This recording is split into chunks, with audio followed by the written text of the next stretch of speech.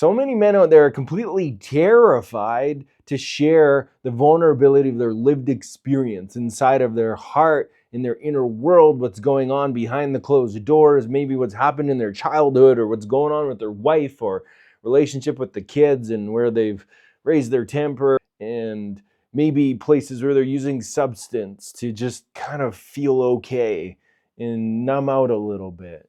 Maybe issues with money or business. Can you relate? If you can, on any level, I encourage to watch this whole thing, because I've been a part of men's work for over 10 years now, and I used to be in this place where I felt threatened by men. I didn't have a healthy relationship with my father growing up. I wanted a healthy relationship, but I didn't have one. I was terrified of him. There's this push-pull in me where I wanted connection with him and I respected him on a level, but I also felt beat up by his shadows. And I love my father. He did his best, as I know most fathers do. They don't wake up in the morning wanting, like, just thinking like, I'm gonna fuck up today. It's just men do what they were modeled. Men do what they know how to do. Men do what they were programmed to do, which is, well, just got to be strong, toughen up, and just like figure it out on your own. In our culture, we're rewarded for that, are we not? Given status and heroism if we do it on our own. But I think there's another way. Sitting in circle for over 10 years with men and watching what comes into that space of safety where it's, it's usually intimate, it's usually a few men. Each man walks in with their resistance. I remember the first men's circle I was ever a part of. The first 6 calls were about men not sure if they should be there. I don't know if this is for me. I don't know. I don't know. Well, I have all these other things in my life. I don't know if I can commit to this. And a lot of the calls and the time was just like processing how they maybe shouldn't be there instead of just sinking into being there, because it's so programmed in us as men to not open up and be vulnerable, that's dangerous. I remember perceiving all men is dangerous. I can't share myself here. They're going to use it to criticize and shame me. Fuck that. I'm not going to do that. It's what I experienced in school from my father on moments, not all the time, but often enough. It didn't feel good. So I built all these protective mechanisms, and then unconsciously plastered men is something to compete against and fight against. So it was really confusing the first time I was invited into a men's circle.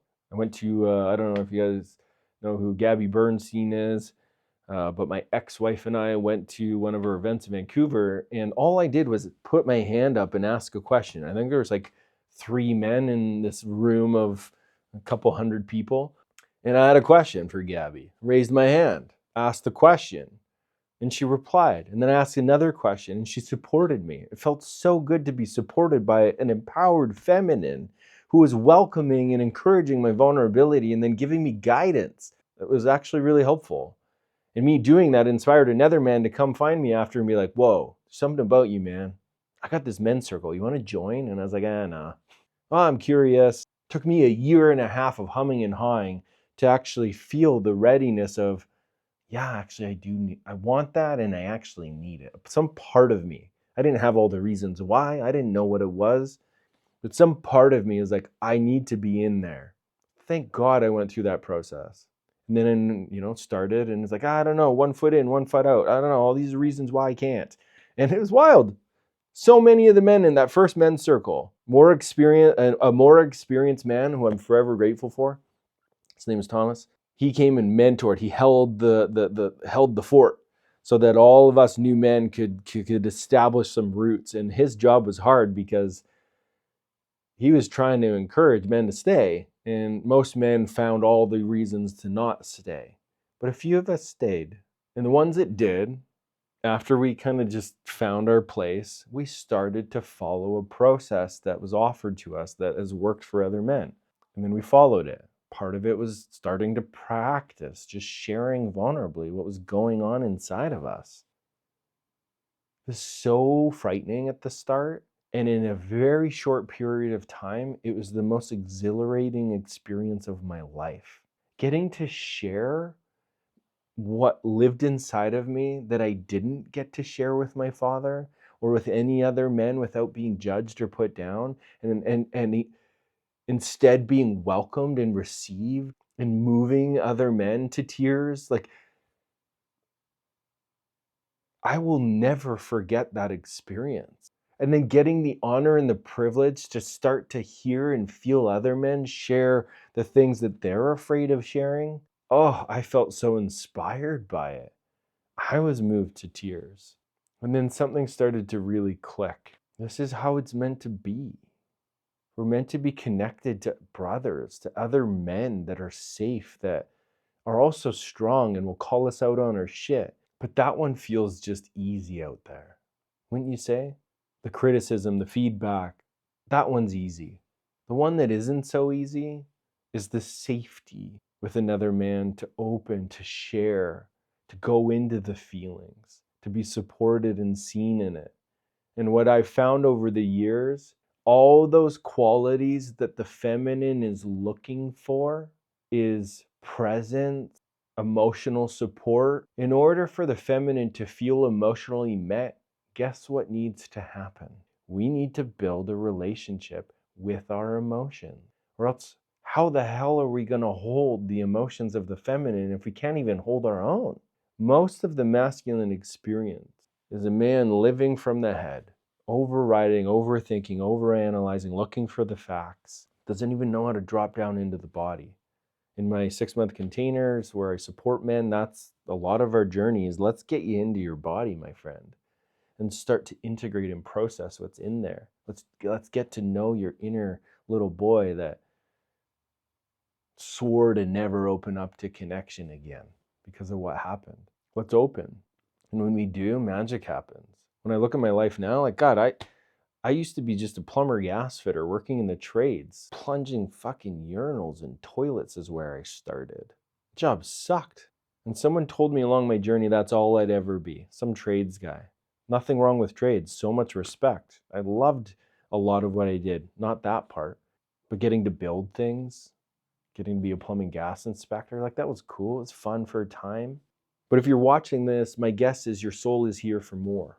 Your soul is here to build a legacy, to learn the essence of intimacy and partnership, how to be a model for your children, how to inspire your team members so that they adopt and become a part of your mission, feeling the fucking essence of it and how it's going to serve the evolution of humanity, rooted in love and care and attunement to others, how to bring more value into the world. My sense, if you're watching this, you want that because that's the health that lives inside of us. The part of us that wants to become something great, virtuous, rooted in love and care, consideration, community, not power over, better than, right. No, connected, humble, strong, willing to be seen in the vulnerable places. Brotherhood is a game changer. Absolute game changer for this.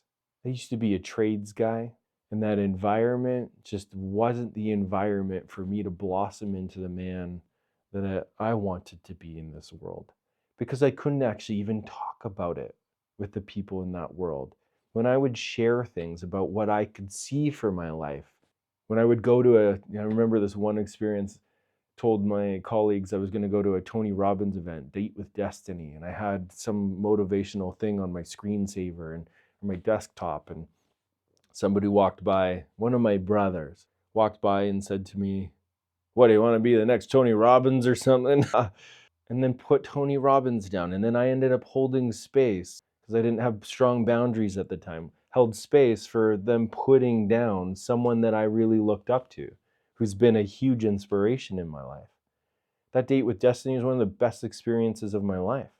It inspired me to leave that construct, that environment, that ecosystem that was killing me, where I was choosing to be a part of it and where I was killing myself.